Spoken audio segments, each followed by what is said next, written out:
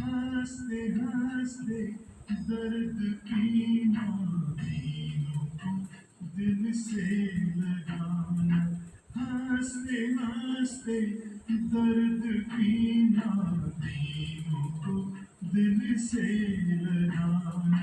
राजयोगी बन के सीखो फूलों जैसा मुस्कुराना।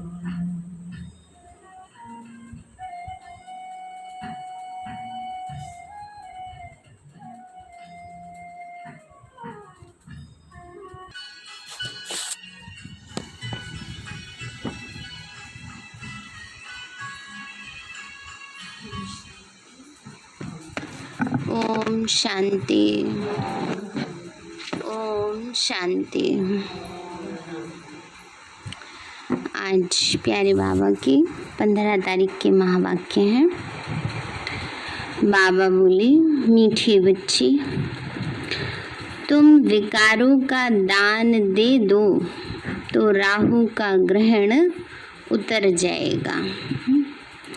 दुनियावी रीति से किसी के परिवार में अशांति रहती है, परेशानियां रहती हैं, तो उसको कहा जाता है कि तुम्हारे ऊपर राहु का ग्रहण लगा हुआ है ना। तो बाबा भी हम बच्चों को कहते हैं, बच्चे जब से 5 विकार आते हैं तब से क्या होता है, आत्मा दुखी, अशांत, परेशान होती है। इसलिए जब इन विकारों का दान दे देंगे तो सारी परेशानियों से मुक्त हो जाएंगे।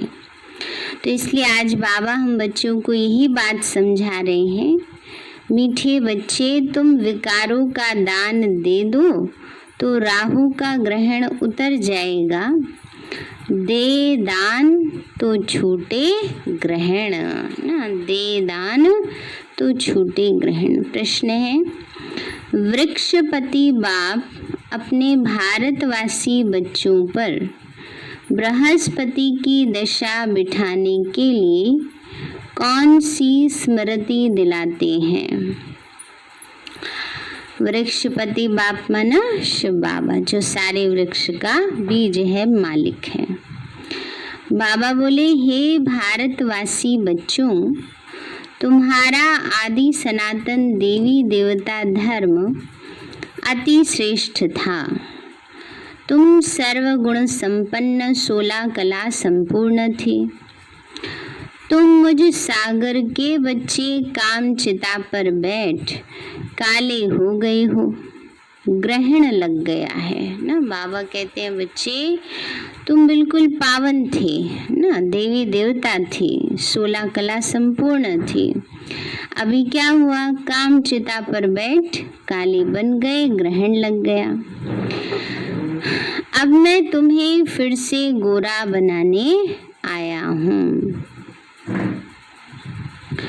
यह स्मृति आने से बृहस्पति की दशा बैठ जाती है। पावनी का ये स्मृति आने से बृहस्पति की दशा बैठ जाती है। गीत है ओम नमो शिवाय। ओम शांति। यह किसकी महिमा सुनी? बेहद के बाप की। ऊंचे ते ऊंचा बाप परमपिता परमात्मा ही है। लौकिक बाप के लिए तो सब नहीं कहेंगे। बच्चे जानते हैं सब आत्माओं का पार लौकिक बाप वो है ऊंचे ते ऊंचा। उनका नाम ही है शिव। बिगर नाम रूप के तो कोई चीज होती नहीं है ना। दुनिया में हर चीज का नाम है। पावनी का बिना नाम रूप की कोई चीज ही नहीं है। इस समय सबको राहु का ग्रहण लगा हुआ है, इसलिए इसको आयरन एज्ड वर्ल्ड कहा जाता है। दशाएं भी होती हैं, बृहस्पति की दशा, शुक्र की दशा। अब तुम्हारे ऊपर बृहस्पति की दशा है ना। जब से हम बाबा के बच्चे बनते हैं तब से हमारे ऊपर कौन सी दशा आ जाती है? बृहस्पति की दशा। बाबा कहते हैं, बच्चे जिसकी महिमा सुनी, ऊंचे ते ऊंचा भगवान शिव बाबा है, उनका असुल नाम है शिव। बाकी किस्म किस्म के अनेक नाम रख दिए हैं। कितने मंदिर हैं? 24 ज्योतिर्लिंगम है ना, तो उसी के कर्तव्य के अनुसार नाम रख दिए हैं। असल नाम है शिव बाबा। बाप समझाते हैं मैं बीज रूप चैतन्य हूँ।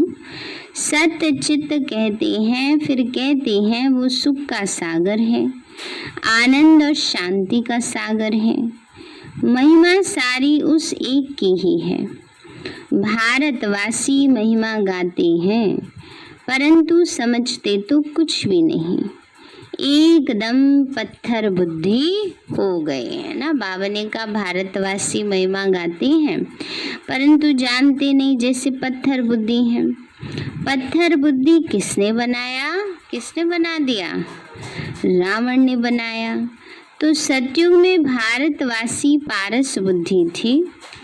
आज से 5000 वर्ष पहले यह भारत पारसपुरी था, जिसमें देवी देवताएं रहते थे। भारत ही अविनाशी खंड गाया हुआ है। भारत में ही पारस बुद्धि देवता थे। इस समय पत्थर बुद्धि पतित रहते हैं। पतित कैसे बनते यह भी बाप ने समझाया है। द्वापर से जब काम चिता पर बैठे तो काले बन जाते हैं। काम अग्नि में सब भस्म हो गए ना। बाबा ने कहा बच्ची द्वापर से विकारों की अग्नि में, काम अग्नि में सब भस्म हो गए हैं। उसमें भी खास भारत की बातें हैं। भारत में पारस बुद्धि देवताओं का राज्य था। उनको विष्णुपुरी राम राज्य भी कहा जाता था। यह बाप आकर बताते हैं, मीठे मीठे लाडले बच्चों, जब तुम सतयुग में थे, सर्वगुण संपन्न थे, यह तुम्हारी महिमा है। वहाँ विकार होते नहीं है ना। बाबा याद दिलाते हैं, बच्चे तुम 16 कला संपूर्ण थे, सर्वगुणों में संपन्न थे, ये तुम्हारी महिमा है। बाबा कहते हैं वहाँ विकार बुराइयां होती नहीं। द्वापर से रावण 5 विकारों का राज्य शुरू हुआ, तो राम राज्य बदलकर रावण राज्य होता है। अभी ग्रहण लगा हुआ है, बिल्कुल ही भारत काला हो गया है। बृहस्पति की दशा सबसे अच्छी होती है ना। बाबा ने कहा सबसे अच्छी दशा कौन सी है? बृहस्पति की। तो जब से हम बाबा के बने तब से क्या हो गए? बृहस्पति की दशा आ गई। फिर किसी को लगे अच्छा, कई बार कईयों को ये भी भ्रम आ जाता है, पता नहीं फलाने देवता को पूजना छोड़ दिया, कहीं ये वाली ग्रहचारी ना बैठ गई हो, वो वाली ग्रहचारी ना बैठ गई हो। जो बाबा के बच्चे श्रीमद् प्रमाण चलते हैं, उन पर कोई भी ग्रहचारी असर नहीं कर सकती ना। ये भगवान वाच है। क्यों? क्योंकि उनके ऊपर सबसे अच्छी ग्रह बैठी हुई है। परिस्थितियाँ किसके जीवन में नहीं आती हैं? ये बताइए। सदा सब अच्छा चलता रहे तो फिर तो भगवान को याद करने की ज़रूरत ही ना पड़े। वो तो उन परिस्थितियों को भी थैंक्स जो बाबा की याद इतनी अच्छी दिलाती हैं। नहीं, तो इसलिए बाबा कहते कभी भी ये संकल्प नहीं आना चाहिए पता नहीं कौन सी ग्रह ना हमारे ऊपर बैठ गई हो, किसी उसका कोई रुष्ट ना हो गए हो। अरे वो देवी देवता कौन है? हमारे से बड़े हैं क्या कोई? सोचो, हम भगवान के डायरेक्ट बच्चे, स्वयं भगवान शिव बाबा के ब्रह्मा मुख वंशावली संतान, हम ही देवी देवता बनते हैं, तो हमसे कौन रुष्ट हो सकता है? हम ही अपने आप से रुष्ट हो गए हैं, है ना, अपने भाग्य से रुष्ट हो गए हैं। इसीलिए हम फिर ऐसी कभी कभी मनुष्य ऐसी बातें सोचने लगते हैं। बाकी ऐसा कुछ भी नहीं है। कोई ये सोचे जब से बाबा के बने हैं, अच्छा ये काम ऐसे करना छोड़ दिया इसलिए शायद ऐसा हो गया, तो कौन मना कर रहा है? भले करो। अगर आपको लगता है कि आपके ऐसे पूजा पाठ करने से वो आत्मा संतुष्ट हो रही है तो किसी को संतुष्ट करने के लिए भले करो ना, लेकिन अंदर में तो रियलाइजेशन है ना कि हम ही देवी देवता बनने वाले हैं ना। कई बार ऐसा भी होता है कि कई जब ज्ञान में चलने लगते हैं तो जो घर परिवार में बाकी नहीं चल रहे हैं, है ना, एक ही अकेली कोई माता चलते, कोई भाई चलते हैं ज्ञान में, है ना। जहाँ पूरा परिवार चलता है वहाँ इतनी समस्याएं नहीं आती हैं, लेकिन कोई एक अकेला चलता है तब उसको सब कहने लगते हैं कि देखो तुमने पूजा करना छोड़ दिया ना, तो ऐसे हो गया, तो उनको दिखाने के लिए थोड़ी कर दो, क्या फर्क पड़ता है भाई। अपने ही तस्वीरों को, अपने ही मूर्तियों को नमस्कार करना थोड़ी कोई बुरी बात होती है, हैं? तो इसलिए अगर कहीं कहीं स्थिति ऐसी भी आती है कि दूसरे को संतुष्ट करने के लिए कभी कभी हम ऊपर से नियम पूरा करते हैं, निभाते हैं, तो उसमें कोई बुरी बात तो है नहीं। पर हाँ, ऐसा नियम निभाना जिसमें कोई जीव हत्या हो, किसी को कष्ट पहुंचे, वो अच्छी बात नहीं है। कई बार कई क्या करते हैं, कईयों के सिस्टम ऐसे होते हैं, हाँ बहुत लोग करते हैं, विरोध करते हैं। तो इसलिए बाबा कहते हैं जहाँ पर सभी अगर परिवार में चलते हैं तो बाहर वाले विरोध करते, घर वाले नहीं करते। लेकिन कई बार जब अकेला कोई चल रहा होता है ना, तो उसके परिवार वाले भी विरोध करना शुरू कर देते हैं। तो वहाँ पर ये युक्ति से मुक्ति निकालनी चाहिए ना, युक्ति अपनानी चाहिए।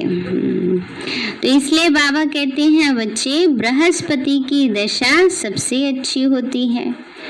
भारत पर बृहस्पति की दशा सतयुग में थी, फिर त्रेता में शुक्र की दशा तो 2 कला कम हो गई है, उनको कहा ही जाता है सिल्वर एज। फिर द्वापर कलयुग आया, सीढ़ी उतरते आई, शनिचर की दशा हुई। इस समय सब पर राहु की दशा है ना। बाबा ने कहा इस समय क्या है, जैसे सब पर राहु की दशा है, राहु का ग्रहण लगता है ना। बाबा कहते हैं बच्चे, राहु का ग्रहण लग रहा है इस समय। तो बाबा क्या कहते हैं, दे दान तो छूटे ग्रहण। बाबा ने कहा सूर्य को ग्रहण लगता है तो कहते हैं दे दान तो छूटे ग्रहण। अब रूहानी बाप बच्चों को समझाते हैं, ये है रूहानी ज्ञान, यह कोई शास्त्रों का ज्ञान नहीं है। शास्त्रों के ज्ञान को भक्ति मार्ग कहा जाता है। सतयुग त्रेता में भक्ति होती नहीं, ज्ञान और भक्ति। फिर है वैराग्य, अर्थात इस पुरानी दुनिया को छोड़ना, इस पुरानी दुनिया को छोड़ना होता है। ये है शूद्र वर्ण, विराट रूप दिखाते हैं, ब्राह्मण, देवता, क्षत्रिय, वैश्य, शूद्र। तो यह भारत की ही कहानी है। विराट रूप बनाते हैं परंतु पत्थर बुद्धि समझते नहीं है ना। बाबा ने कहा विराट रूप बनाते हैं परंतु समझते नहीं कि किसका यादगार है, ये क्यों ऐसे बनाया है, सब वर्ण क्यों इसमें दिखाए हैं, क्योंकि पतित हैं। भारतवासी ही पारस बुद्धि थी, संपूर्ण निर्विकारी थी। आज से 5000 वर्ष पहले भारत स्वर्ग था और कोई खंड नहीं था। यह तो बाप ही समझाते हैं। यह राजयोग कौन सिखाते हैं, शिवाचार्य। ये है ज्ञान का सागर। कोई मनुष्य को ज्ञान का सागर, सर्व का पतित पावन नहीं कह सकते।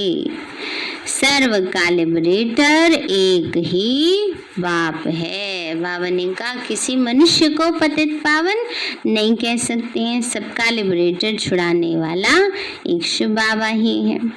बाप खुद ही आते हैं दुख में रावण से लिबरेट करने, फिर गाइड बन ले जाते हैं। उनको रूहानी पंडा कहा जाता है। बाबा कहते हैं मैं तुम सर्व आत्माओं का पंडा हूँ, सबको वापस ले जाऊंगा।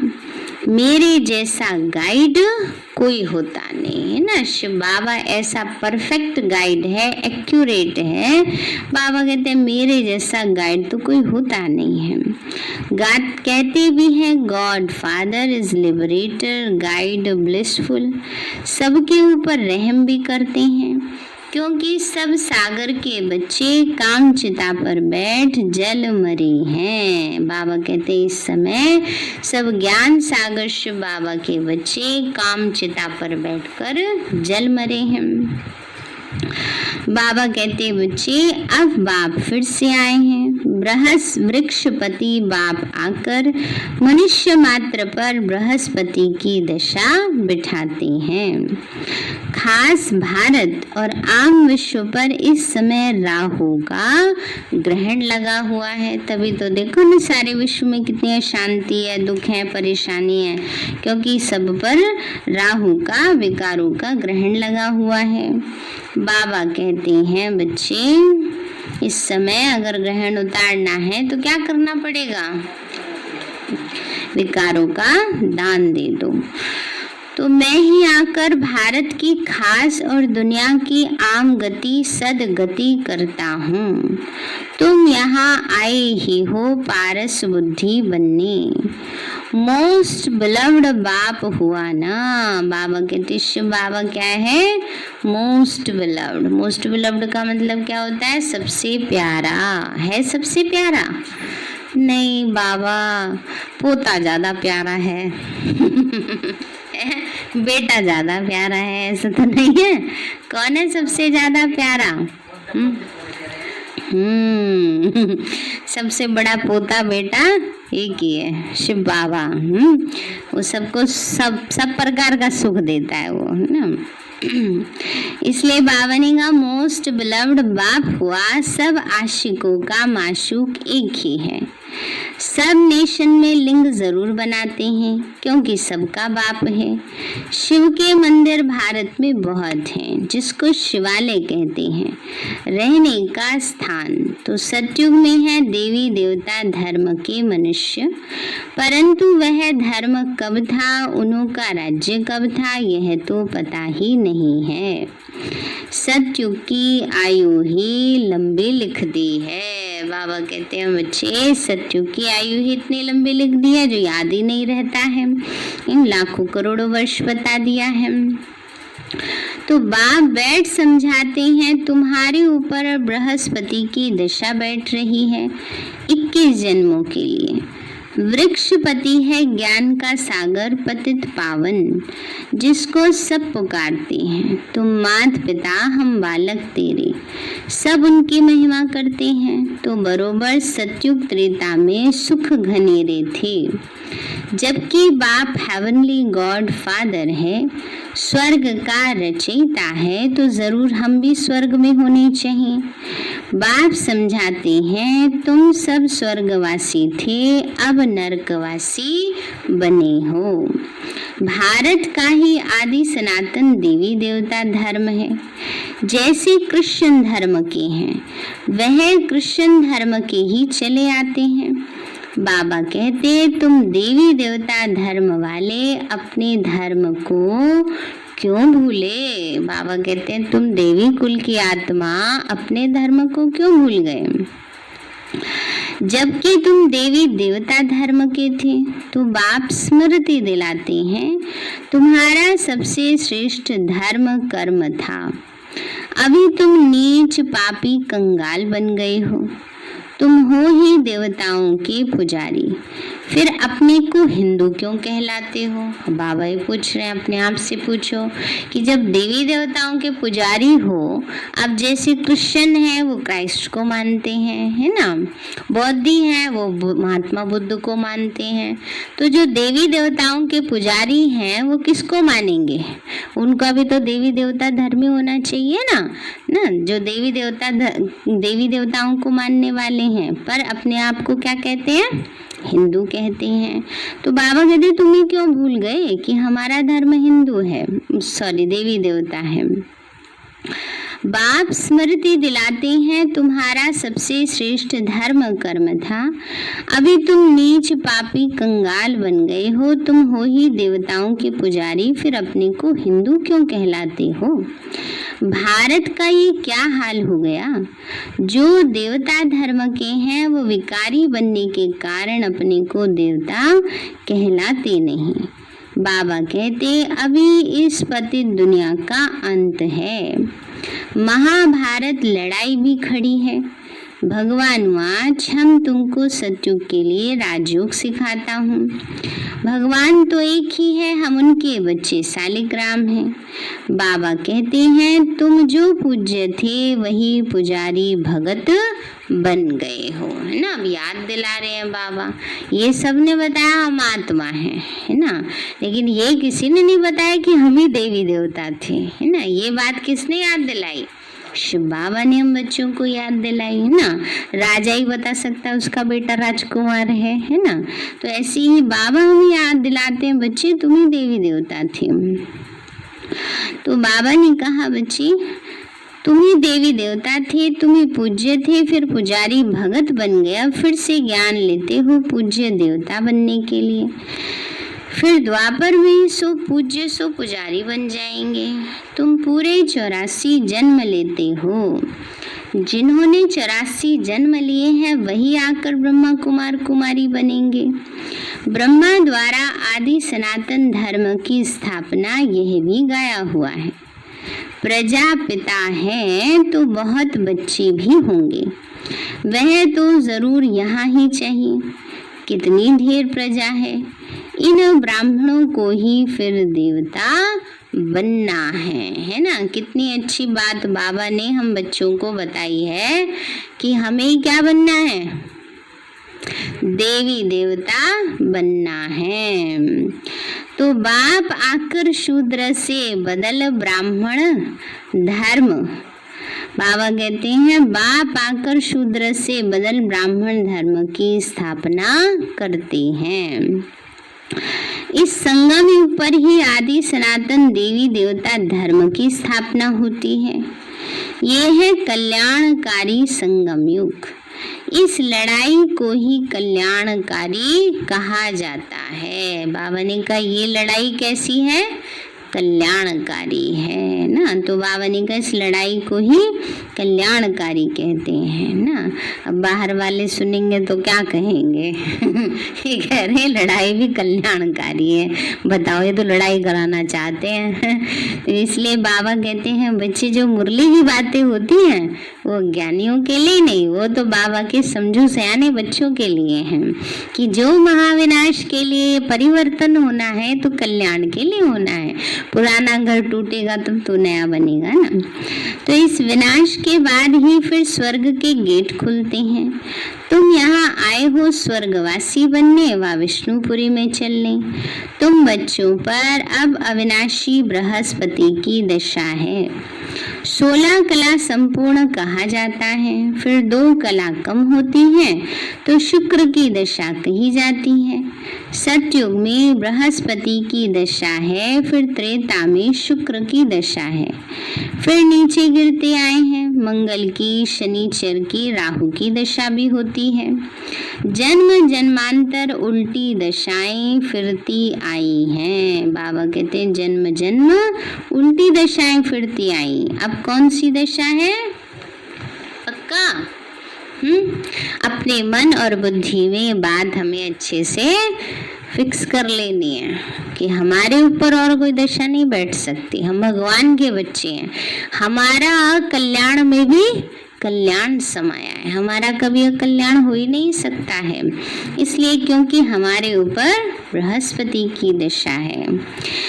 ये है बेहद का बाप, ज्ञान का सागर, पतित पावन। फिर कई सोचते हैं अच्छा बाबा इतनी समस्याएं आ रही है क्या करें, किसी पंडित को दिखा लें है तो ग्रहचारी छूट जाए। सबसे बड़ा महापंडित बैठा है बाबा।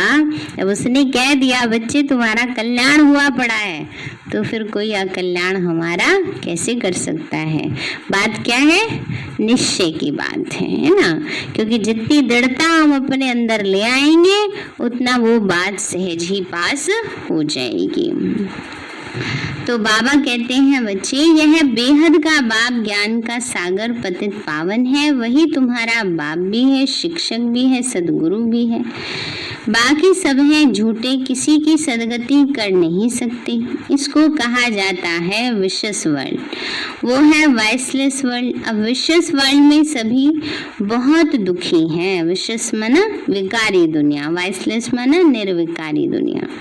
लड़ाई मारा मारी क्या क्या हो रहा है, इसको कहा जाता है खूने नाहक खेल। बिगर कोई कसूर के क्या क्या करते रहते हैं। एक ही ऐसा बम गिराएंगे जो झट सब खलास हो जाएंगे, उसमें अपनी भी परवाह नहीं करते। आजकल तो ऐसा उनको पक्का कराया जाता है, खुद से ही बम बांध देते हैं, खुद भी ब्लास्ट हो जाते हैं, औरों को भी कर देते हैं। तो इसलिए बाबा कहते हैं ऐसे ऐसे बम बना रहे हैं। वही संगम युग का समय है। तुम देवताओं के लिए फिर नई दुनिया चाहिए। तो अब बाबा कहते हैं मीठी मीठी बच्चे मन मना भव। यह कौन से बाप ने कहा? शिव बाबा ने कहा। वो तो है ही निराकार, यूं निराकार तो तुम भी हो, परंतु तुम पुनर्जन्म में आते हो, मैं नहीं आता हूँ। इस समय सब पतित हैं, एक भी पावन नहीं है। पतित बनना ही है, सतो रजो तमो में उतरना ही पड़े। इस समय सारा झाड़ जर्जरीभूत अवस्था को पाया हुआ है। पुरानी दुनिया बिल्कुल पुरानी हो गई है, अब फिर से उसको नया बनाना पड़े। पतित दुनिया में देखो कितने मनुष्य हैं, पावन दुनिया में तो बहुत थोड़े राज्य करते हैं। एक ही धर्म था और कोई धर्म नहीं था। भारत को ही हेवन कहा जाता है। गाया भी जाता है घट में सूर्य, घट में चंद्रमा, घट में 9 लाख तारे। तो सतयुग में 9 लाख होंगे, फिर पीछे वृद्धि होती है। पहले बहुत छोटा फूलों का झाड़ होता है। कांटों का तो कितना बड़ा फॉरेस्ट है। जंगल जो होता है वो बड़ा होता है, बगीचा जो होता है वो छोटा होता है, क्योंकि बगीचे को बड़ी केयर करके उससे रखा जाता है ना। और जो जंगल है वो तो ऐसे ही हो जाता है अपने आप। तो ऐसी दुनिया इस समय बिल्कुल पतित बन गई है। किसने की? किसी ने बनाई नहीं। रावण के जैसे जैसे विकारों का प्रभाव आता गया बनती गई। दिल्ली में देखो मुगल गार्डन कितना अच्छा है, उससे बड़ा कोई गार्डन नहीं। फॉरेस्ट देखो कितना बड़ा होता है, जंगल देखो कितना बड़ा है। सतयुगी गार्डन भी बहुत छोटा है, फिर वृद्धि को पाते पाते बड़ा होता जाता है। अभी तो कांटों का जंगल हो गया है। रावण के आने से कांटा बन जाते हैं, ये है कांटों का जंगल। आपस में लड़ते हैं तो एक दो को मारते हैं, कितना क्रोध है। बंदर से भी बदतर कहा जाता है। बाबा ने कहा अभी क्रोध के कारण, विकारों के कारण मनुष्य की स्थिति कैसी हो गई? बंदर से भी बदतर हो गई है। इसीलिए बुरा ना देखो, बुरा ना बोलो, बुरा ना सुनो है किसके लिए? है बंदरों के लिए। बंदर का बोलते हैं है इंसानों के लिए लेकिन दिखा कौन रखे है? बंदर है ना, क्योंकि मनुष्य बन गया ऐसा। तो बाप कहते हैं मेरे लाडले बच्चे, तुम्हारे ऊपर अभी वृक्षपति की दशा है। अब दे दान तो छूटे ग्रहण। संपूर्ण निर्विकारी अब यहाँ बनना है, फिर यह शरीर छोड़ जाकर शिवालय में आ जाएंगे। शिवालय में तो बहुत सुख होता है, देवी देवताओं का राज्य है। सतयुग को कहा ही जाता है शिवालय, कलयुग को कहा जाता है वैश्यालय। यह वैश्यालय रावण ने स्थापन किया है। अब बाबा कहते हैं पतित से पावन बनना है तो कैसे बनेंगे? क्या त्रिवेणी में गंगा स्नान में करने से पावन बन जाएंगे? यह तो जन्म जन्मांतर करते आए हो। करोड़ों मनुष्य जाकर स्नान करते हैं। बहुत नदियां, नाले, तालाब आदि हैं जहां पानी देखते हैं, जाकर स्नान करते हैं, क्योंकि अपने को पतित समझते हैं। सोचते हैं डुबकी लगाएंगे और सारे पाप धुल जाएंगे। अब इतना आसान कहाँ होता है पाप धोना। अब पारसनाथ तुम्हारी पारस बुद्धि बना रहे हैं। बाबा ज्ञान दे देकर क्या बना रहे हैं सबको? पारस बुद्धि बना रहे हैं। तो ऐसे पारसनाथ बाप को कितना प्यार से याद करना चाहिए, कितना प्यार से करना चाहिए और कितने घंटे करना चाहिए, है ना। अभी तो देखो किसी को कोई बंधन भी नहीं है, कितने सब बंधनों से बाबा ने फ्री कर रखा है ना। तो इसलिए कितना घंटा बाबा की याद में रहना चाहिए, अपना चार्ट रखना है, देखना है कि ऐसी स्थिति में कोरोना काल में इसमें हम कैसा पुरुषार्थ कर रहे हैं। अच्छा मीठे मीठे सिक्के लदे बच्चों प्रति माता पिता बाप दादा का याद प्यार और गुड मॉर्निंग। रूहानी बाप की रूहानी बच्चों को नमस्ते। रूहानी हम बच्चों की रूहानी माता पिता बाप दादा को नमस्ते नमस्ते नमस्ते बाबा नमस्ते। धारणा के लिए मुख्य सार है, इस कांटों की दुनिया से फूलों के बगीचे में जाने के लिए जो भी कांटे हैं माना विकार हैं उन्हें निकाल देना है। पारस बनाने वाले बाप को बड़े प्यार से याद करना है। पारस बनाने वाले बाप को क्या करना है, बड़े प्यार से याद करना है। दूसरा है, इस कल्याणकारी संगम युग पर शूद्र से ब्राह्मण सुदेवता बनने का पुरुषार्थ करना है। राहु के ग्रहण को उतारने के लिए विकारों का दान देना है। राहु के ग्रहण को उतारने के लिए विकारों का दान देना है। सब कहेंगे हमने तो विकार दान में दे ही रखे हैं, दे देते हैं फिर ले लेते हैं, फिर दे देते हैं फिर ले लेते हैं। वरदान दिया बाबा ने, दान में दी हुई चीज वापस ली जाती है? नहीं ली जाती, कभी नहीं ली जाती। समझदार होगा तो देगा ही नहीं, दान लेगा नहीं। हाँ, लेते नहीं है। दान में दी हुई चीज वापस नहीं ली जाती है। तो बाबा हम बच्चों को ये सिखाते हैं, जब विकारों का दान बाबा को दे दिया तो फिर वो लौट कर नहीं आने चाहिए। आ जाते हैं ना, गेट खुला छोड़ देते हैं तो आ जाते हैं, गेट बंद रखने हैं।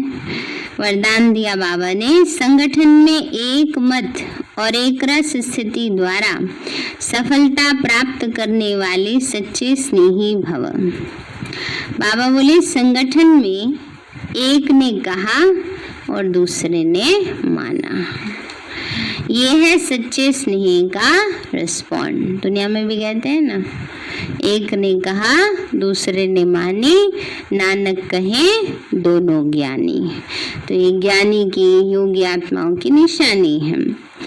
ऐसे स्नेही बच्चों का एग्जाम्पल देख और भी संपर्क में आने के लिए हिम्मत रखते हैं। संगठन भी सेवा का साधन बन जाता है। जहाँ माया देखती है इनकी यूनिटी अच्छी है, घेराव है, तो वहाँ आने की हिम्मत नहीं रखती है। और जहाँ वो देखती है कि ये तो आपस में लड़ रहे हैं तो क्या होता है, फायदा उठाते हैं ना दूसरे। जैसे अंग्रेजों ने क्या किया, फूट डालो और शासन करो, ये नीति अपनाई ना।